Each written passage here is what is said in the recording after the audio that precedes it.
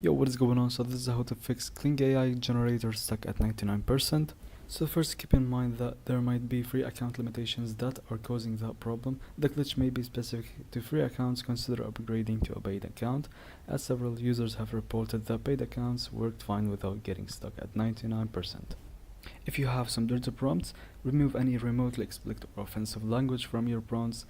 As Kling AI censorship may be causing the generation to hang at 99%. High volume of inquiries might be the problem, since Kling AI is experiencing a high volume of inquiries, so the system might be laggy, which might be contributing to issues. Be patient and try checking your generator again later.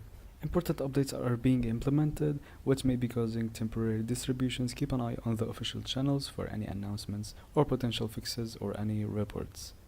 Including start and end frame images for video generation can significantly speed up the process and avoiding getting stuck at 99%. So add a start and end frame images might help.